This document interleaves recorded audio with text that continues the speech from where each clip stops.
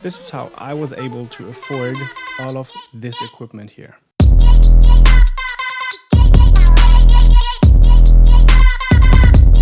I had some gear that helped me make some money.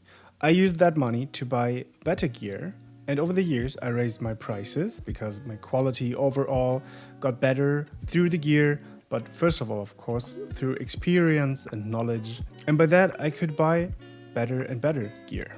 So all the lenses and everything you just saw did not just happen just like that. I didn't buy it all at once. You can Google all the things and the prices and do the math of what it all costs. It's quite a fortune. But everything started with that Canon 20D. With the 20D, I had it everywhere with me. I learned so much with this camera. I learned the fundamentals of photography, ISO, shutter speed, aperture, and all the things, sensor size, focal length. And after that, I got a Canon 70. And with the 70, I actually made my first money. And over the years, I built a huge network of people that I knew because of the places that I visited as a teenager and as a kid. And I always took photos there. And through my big network, more and more weddings came in because people just knew me and knew my photography because I was putting it all out there back then through Facebook and through Instagram, of course. And people got to know me and got to know the quality of my work, and people wanted me to take their wedding photos. And I did a lot of weddings, as probably every photographer kind of does weddings. And I think doing wedding photography is a great start because it's actually quite challenging because you need to be good at so many different subjects in photography. You need to know product photography. You need to be able to lead people in a photo shoot. Then you need to be able to lead groups, right? For group photos. You need to know how to take good photos in any kind of lighting environment. You need to learn how to use a flash. Or, well, you don't need to, but it would be good because at some points don't using flash can be really limiting. The wedding photography really forces you to get more experience and knowledge in various kinds of photography. And after that, if you have enough of weddings, you can specialize in any other direction because you're really experienced through that, right? So everything I earned over the years through weddings and different kinds of photo shoots basically went back into photography gear and into photography knowledge. Back then, with the help of my dad, I got a 5D Mark III. He first of all paid for me, and by earning money through a job and through photography things, I gave that money back to him over time. And by making money with this Canon 5D, I was at some point able to afford an additional Canon 6D. And then I had two full-frame cameras, and I love doing photo shoots. Oh wait, I need to show you this thing. This is one of the first straps that I got. It's a hold fast camera strap. It does make some really nice sounds. A friend of mine, John Pride, he's a phenomenal photographer and videographer. Insane dude, super high-end creative dude. And actually he took me with him on a journey of photography. He did at some point, I think his record was 48 weddings a week. And he earned so much money with this, and he was just so brilliant. And he saw my talent, and he was so gracious and took me with him. And I was a second shooter for a few weddings with him. And this is really how I learned. And nowadays, I like to take people with me on shootings as well as a second shooter, just for them to get into doing it and learning. So I'm forwarding what he actually did with me. Then I had two full-frame cameras on this thing, tangling around my body, and with the 6D and 5D Mark III, 35, 85, both aperture 1.4. That's a really serious setup, and you can do some full-time wedding photography with such a setup, which I did. I didn't do it full-time, but you could because the gear is good enough for that. And yeah, so I earned more and more money doing a few weddings here and there. Basically, doing 1 or 2 weddings should be enough to get a A7 III. When the A7 III came out, I jumped on it immediately. I thought I would use natural light today instead of my softbox, and the light is really changing all the time today.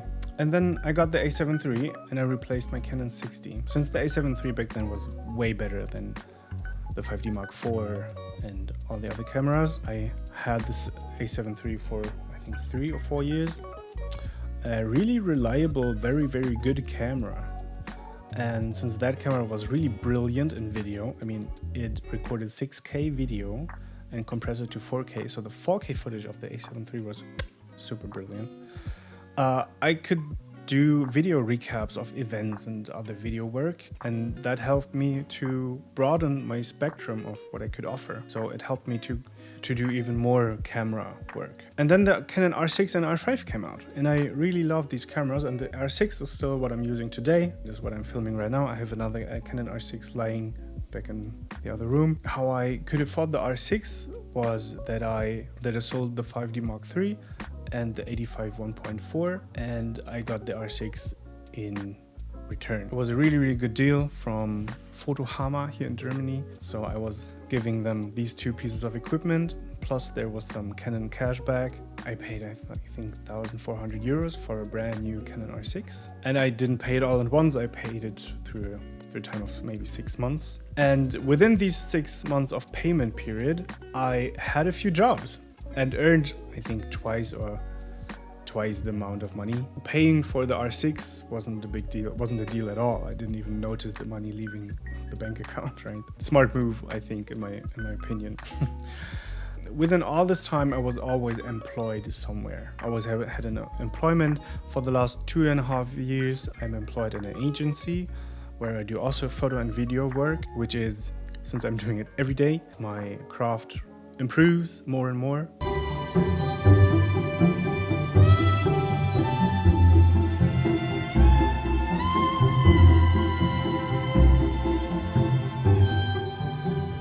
And I've raised my prices again. And then I got sick of the Sony, and with the sluggish menu, it had a very slow menu system. And I did the same thing as with the 5D Mark III, with the Sony and my Sony lenses, which was a Sigma 35-1.4 and I don't know, something else. And I got another Canon R6, and now I have two Canon R6. And yeah, the Canon R6 with the 20 megapixels is perfectly fine for 2023, I think. So all the clients I have never said a word about the resolution. Totally good. So let's get a little bit into actual numbers. And I would get into the numbers of 2022.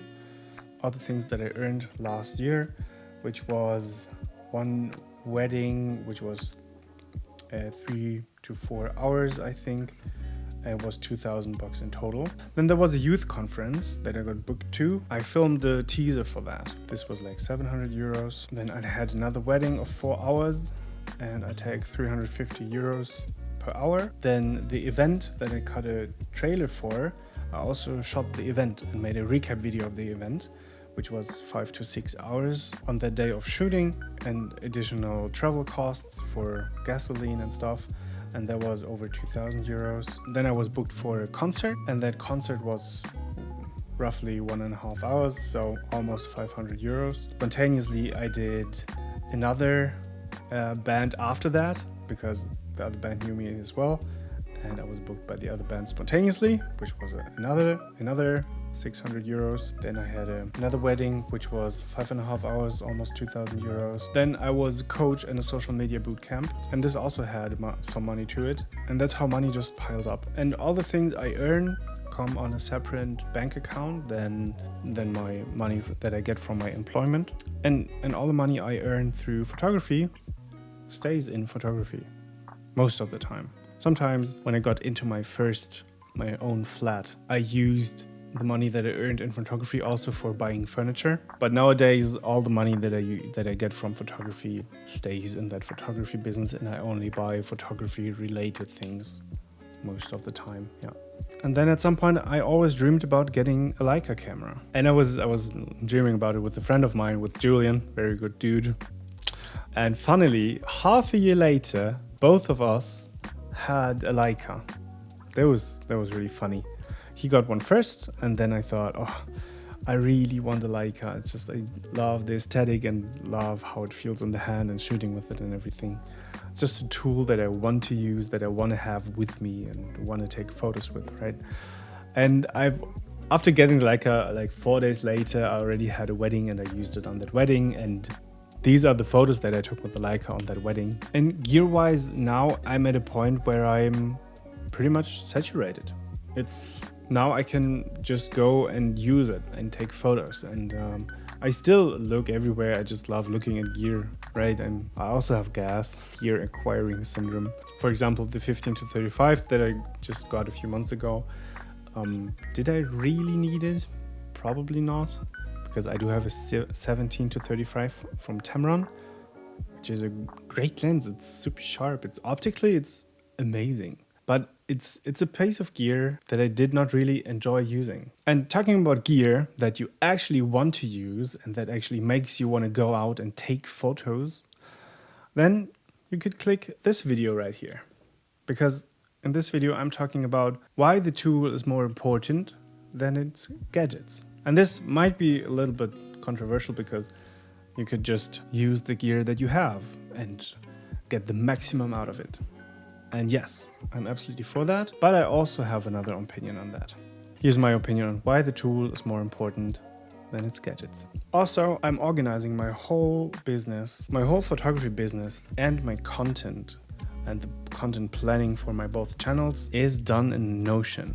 And if you want to see my Notion workflow, how I build up my Notion, the way it looks right now, and how I use it to organize my ideas and content, and how I manage my personal photography projects, then you can click on this video here, where I'm going through my actual Notion app and how I organize things there.